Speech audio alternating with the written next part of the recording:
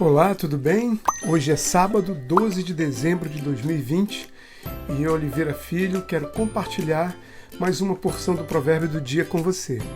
Em nossa meditação de hoje, veremos as conexões do verso 13 de Provérbios 12 com o verso 33 do capítulo 16 do Evangelho de João. E na curiosidade do dia, eu pergunto se você sabia que neste dia, no ano de 1930, nascia o empresário e o mais bem-sucedido apresentador de televisão, Silvio Santos. Com mais de 60 anos de carreira, carioca, nascido no bairro da Lapa, no Rio de Janeiro, Cenoura Bravanel, seu nome de batismo, estreou na TV em 1962. Empresário de sucesso, é fundador do Sistema Brasileiro de Televisão, o SBT, e proprietário do conglomerado Grupo Silvio Santos, que além do SBT, inclui outras grandes empresas. Mas isso provavelmente você já sabia. Talvez o que você não saiba é que no ano de 2003, Silvio Santos disse o seguinte a uma repórter da revista Contigo: "Estou mal, muito mal. Você não sabe o que é esperar a morte, deitado, fazendo transfusões de sangue, exames e mais nada. É uma doença nas coronárias, se chama ataque do coração em 6 anos. E não parou por aí, disse ainda: SBT? Eu já vendi. Como é que eu vou saber o que se passa no SBT? Agora quem vai tomar conta do SBT é o Boni e a Televisa", continuou o apresentador. Tudo, é claro, não passou de uma pegadinha.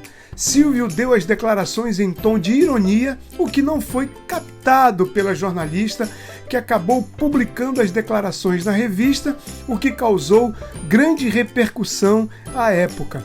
Lembro que quando menino, aprendi a gostar do programa do Silvio por causa de minha mãe, que era fã de carteirinha do apresentador.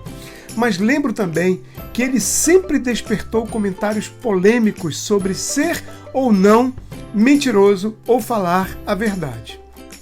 Apesar do episódio mencionado ser retratado como uma pegadinha, uma brincadeira em tom de fake news, nem todas as mentiras surtem o mesmo efeito ou são tão inocentes assim. No verso 13 de Provérbios 12, Salomão ensina que o perverso é apanhado na armadilha das próprias palavras, mas o justo escapa dessa aflição.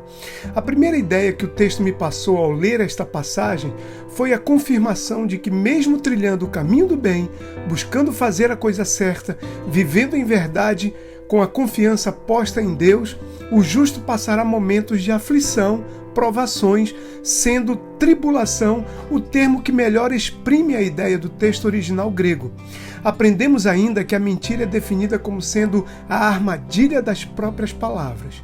Hernandes Dias Lopes diz que a língua dos maus é o ventre no qual a angústia é gerada, desenvolvendo um filho bastardo e monstruoso que ao nascer destrói aqueles que o criaram.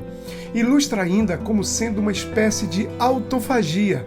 Quem usa mal a língua e a faz uma arma que dispara em verdades, cava um abismo debaixo de seus próprios pés. Conclui dizendo que a transgressão da língua é também uma outrofagia, pois a desgraça produzida pela mentira não destrói, consome e aniquila apenas a si mesmo, mas também as pessoas à sua volta. Quem já passou por uma situação em que se viu enlaçado numa situação mentirosa, sabe o quanto isso é prejudicial, doloroso e desgastante. Felizmente, o sábio nos deixa como garantia que o livramento desta armadilha é justamente o viver de forma justa, pois quem assim procede fala a verdade porque vive a verdade. Então fica aqui a questão: seu modo de vida tem feito com que você viva livre de cair nesta armadilha das próprias palavras, ou você tem enlaçado a si mesmo pelo mal proferindo mentiras? No verso 33 do capítulo 16 do Evangelho de João, lemos que Jesus está vivendo seus últimos momentos em companhia dos discípulos, antes de iniciar todo o sofrimento que o levará para a dolorosa, agonizante e terrível morte na cruz.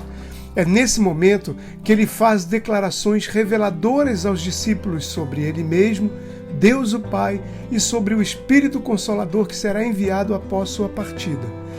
Jesus os adverte sobre como devem proceder, o que vai lhes acontecer, amigos que se tornaram irmãos, dizendo: eu lhes falei tudo isso para que tenham paz em mim.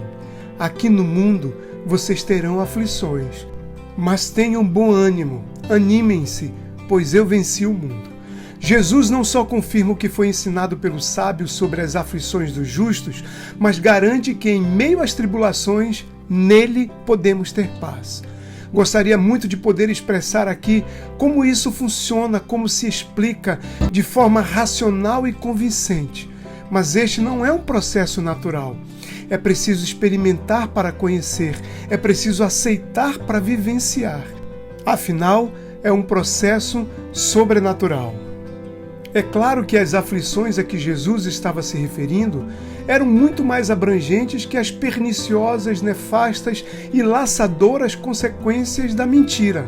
Antes, predisse as aflições que sobreviriam a todos os que decidem falar e viver a verdade, a qual ele descreve nos versos seguintes de João 16. Confira.